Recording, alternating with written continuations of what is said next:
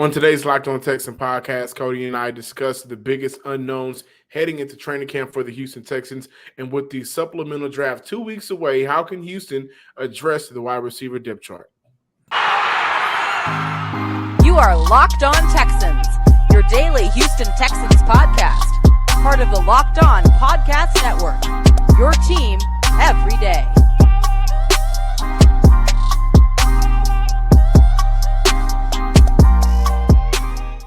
Welcome, everybody, to a Tuesday episode of the Locked On Texans podcast, a part of the Locked On Podcast Network, your team every day. Thank you to everyone who listens to the Locked On Texans podcast Monday through Friday, and wherever you listen to the Locked On Texans podcast, make sure that you check us out if you are new at Apple Podcasts, Google Podcasts, Stitcher Megaphone, and Spotify, wherever you get your podcasts, along with subscribing, liking, and commenting on YouTube as well under Locked On Texans. I am your Texan football analyst, John, some sports guy. That's not your name. That's not your name. Say the name correctly. And I am your Houston Texan football analyst, John Girl Dad Hickman. As you guys can see, of course, I'm joined by none other than Sports Illustrated's own and Houston Texan credential media member Cody Davis, here to discuss PFF's ranking, their latest rankings of the secondary, fifth worst in the league.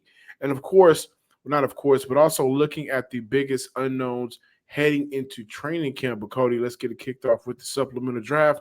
Is in 2 weeks.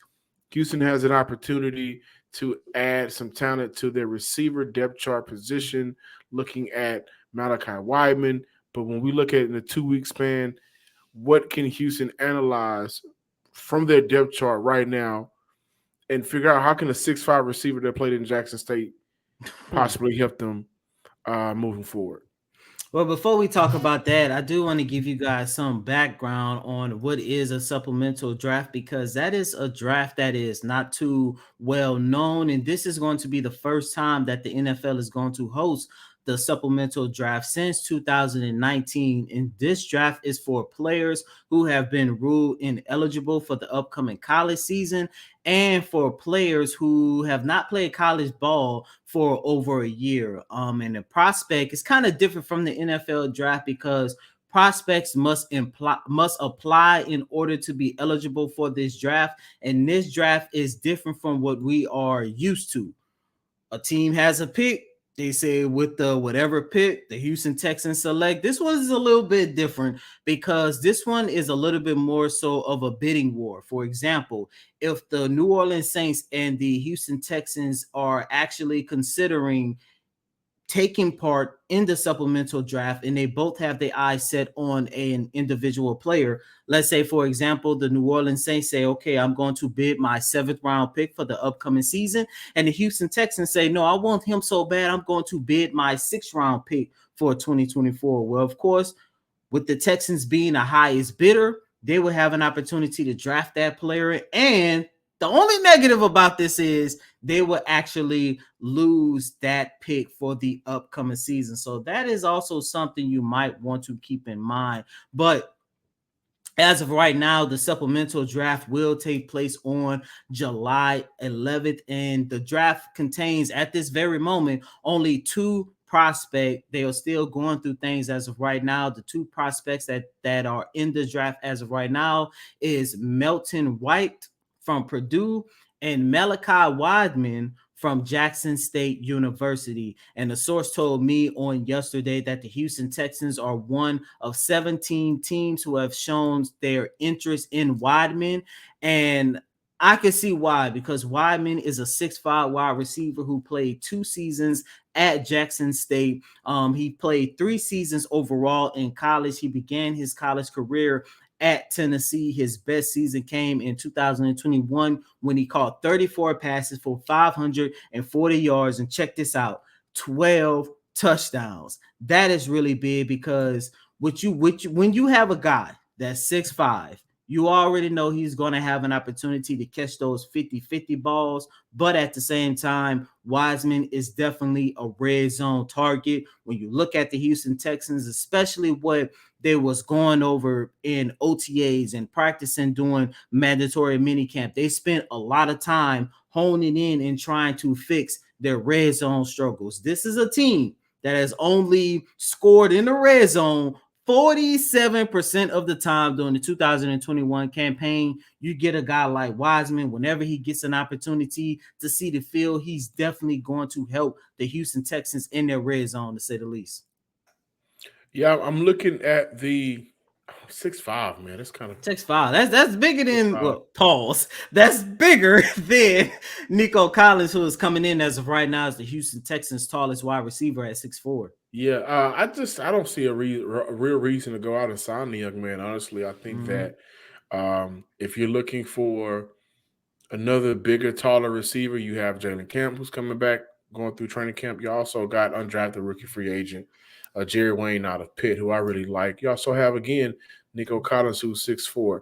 So I don't see a real reason that's beneficial for Houston to bring in one of the young men to play wide receiver for them. I think that if you're going to go with anybody to move forward for the regular season, you go with the guys either on your roster or you say, hey, let's go ahead and swing for the fences and bring in DeAndre Hopkins, right? So the only real reason you should bring in a receiver is if that receiver can help put your wide receiver group over the top, or moves the needle a little bit for it. And neither one of these young men do that. So for Houston, I don't know if the risk is worth it, because if they do draft a player in the supplemental draft, they lose a 2024 draft pick. So whichever draft pick that they bid, but of course it's going to be like one of those latest, like a 6 or a 7. That's all I say. That's the only knock, and we know at least with Nick Caserio, he loved to package those later round picks in order to move up in the draft. We've seen that time and time again since he's been a general manager with the Houston Texans. Yeah, so I kind of don't think it's worth it, honestly.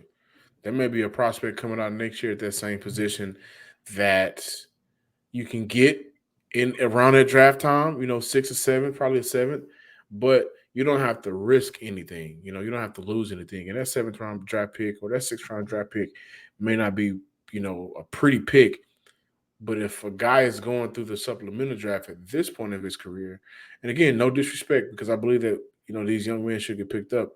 For Houston's sake, let's kind of hold on to what we got and grow with what we have. So, I'm curious to see how they go about the supplemental draft.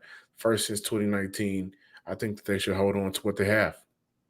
Wideman will have his pro day next week at Jackson State. The best part about this is if he does go undrafted during the supplemental draft, he will enter the free agency pool, and maybe then you'll be a little bit more comfortable in signing him to one of those training camp proven deals.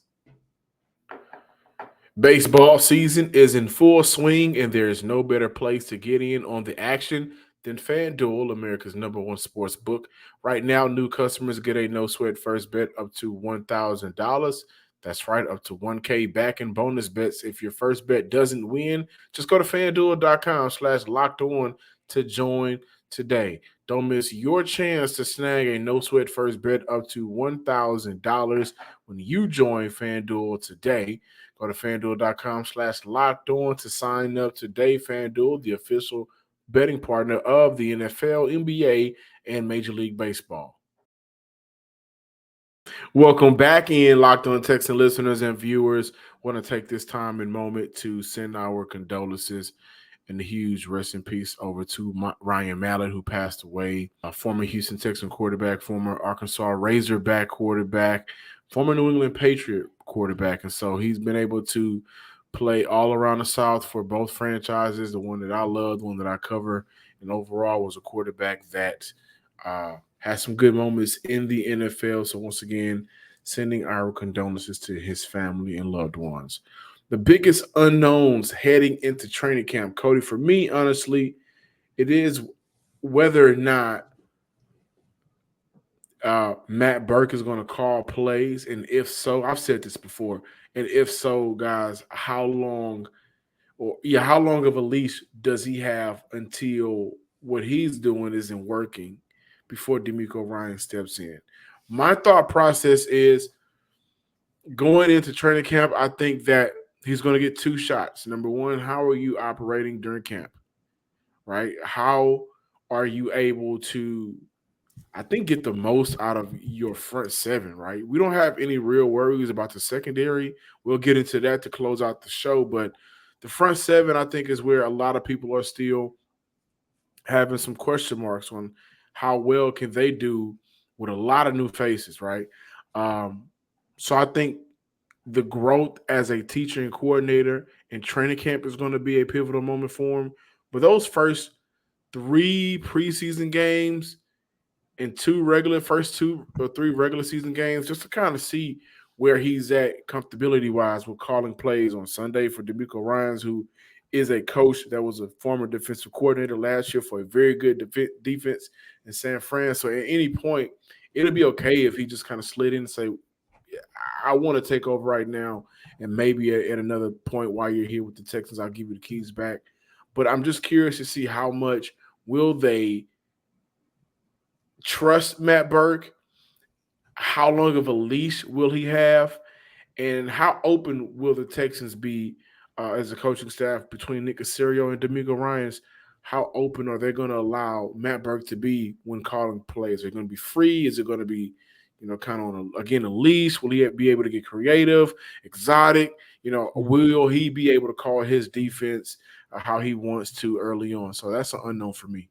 I actually have two unknowns. One of them is one we talked about a lot here on the show going into training camp, is how healthy Keon Green is going to be. Don't want to get into all that because we talked about that a lot, but I just hope come day one of training camp that young man is healthy. He's getting the reps that he needs in order to have a better second season in the league, because every passing day, every week, every time we was out there, whether it was for just a regular off-season workout program or OTAs, mandatory mini camp, the fact that we keep hearing that he wasn't there, he's still recovering from shoulder surgery, knee surgery, and all this other stuff, it was kind of daunting, and it's kind of like heartbreaking at the same time, because that young man has so much potential. But that is one of the biggest unknown. But if you went with the defensive coordinator, I'm going with the offensive coordinator. That's Bobby Slowik. We are all expecting and hoping that the Houston Texans be better on offense. Is it an unknown, or is it a high expectation that you and other fans, of course, want to see kept? Like, is it some unspoken promises of this team being drastically better offensively that everybody wants to see? Because I don't think there's an unknown. Stop me if you want to, but I don't think Bobby Slowik has an unknown. We pretty much know what type of offense he's going to run. We pretty much know how they want to, get the run game involved. We pretty much know how they want to use misdirection to get some mismatch. We pretty much know that. Mm-hmm. So, is it an unknown as to what he's going to do, or is it just we have high expectations for Bobby Slowik and his offense now, and we really want to see those pan out? It's an unknown. Well, first of all, it's a mixture of both, but it's an unknown because this is the first time Bobby Slowik is actually going to take the helm as an offensive coordinator. He'd never been in this position before. And when I look at Bobby Slowik, we have a sense of what he wants to do with the offense, and we know everything that we saw in San Francisco, they're definitely going to try to replicate it here in the city of Houston. I understand that. I get that, and they should. But you still have to take into consideration that Bobby Slowik is a product of Kyle Shanahan. And this is going to be his first time as an offensive coordinator, not having Kyle Shanahan as the head coach of his football team. And it's kind of similar to everything that you just said about the whole Matt Burke, D'Amico Ryans thing. Like, if Matt Burke starts to mess up, then D'Amico Ryans can easily step in and just take the play calling duty, and he's going to be the primary play caller, or whatever you want to call it. On the offensive side of the ball, I don't think it's going to be that easy, because if things start to go south with the offense and we're looking at Bobby Slowik, it's like, okay, where are we going to go? It's going to be kind of similar to, I'm not comparing him to former offensive coordinator Pep Hamilton, but it's kind of similar to where you have that dynamic of a defensive-minded head coach. That's why I say with Bobby Slowik, he is one of the biggest unknowns for this organization. Welcome back in, Locked On Texans listeners and viewers. before we close out today's show, PFF, it ain't been too friendly with them lately. It ain't been for Houston. It hasn't been too favorable. How about that? In terms of how they are ranking different areas of this team, the Houston Texans are ranked 28th overall in terms of the secondary rankings last for this year going into the 2023 season. Fifth worst in the league, Cody. Let's look at the last. We've got Houston, Arizona, the Raiders, the Colts, the Rams. In front of Houston, you have the Jags, the Tennessee Titans. So you have two AFC South mates. And then at 25, the Minnesota Vikings. I think the Minnesota Vikings are a team that I would put over Houston, honestly. In terms of secondary wise, I think Houston has a better secondary. And I think that Houston's going to have opportunity to show their full strengths this year. Also comparing, I forgot if they replaced their DC or not, but the Minnesota Vikings, I didn't like how they ran their defense last year. And I think that's what led them to losing in their playoff game. But fifth worst in the league, and this team was top in turnovers last year. Like, wasn't Houston kind of top 10? There was always top 10 to me. There was top 10, I believe. If I'm correct me if I'm wrong, but I think the numbers went top 10 in the league. The Texans ended up with, I want to say, 26 takeaways, and they had 11 interceptions. And out of those 11 interceptions, I think the secondary accounted for like 7 or 8. And 5 of them by itself came from Jalen Petrie. So when you look at the skill set of a Jalen Petrie, there's no way in the world you should have the Houston Texans with the 5th worst secondary in the league. That's just me. But, John, when you look at the talents of a Jalen Petrie, along with Derek Stingley Jr., who we are expecting him to take a leap forward, last week, we talked about the cornerback group, especially given how well Steven Nelson played. This is a secondary that has also added Jimmy Ward. I don't agree with this list at all. I'm not about to sit here and say that they should have been ranked in the top half or midway through. I think because majority of all of this is based off of what took place in 2022. So, of course, everything with the Houston Texans in 2022 was terrible. However, like we came on this show several times throughout last season, it wasn't because of the inabilities of your defense, because there were several moments where the defense had the Houston Texans in a position to steal a game. And part of the reason why the defense was pretty good was because your secondary was pretty good in its own way. So if this was me, I probably would have ranked them at like 20. Because, like I just mentioned, I understand Houston Texans, you only won 3 games last year. I understand that. Almost everything about this team was terrible. However, you have a youngster in Jalen Petrie who's already looking good. If Derek Stingley Jr. can remain healthy and now he's going to play in the system that fits his attributes, he's going to take a step forward. Your veterans is already good. Like, John, just last week alone, ever since mandatory minicamp, how many times have we talked about the cornerback group just with Desmond King and Tavier Thomas and Steven Nelson? So there is no way in the world Pro Football Focus can make sense as to why they ranked the Texans secondary at number, what was it, 28?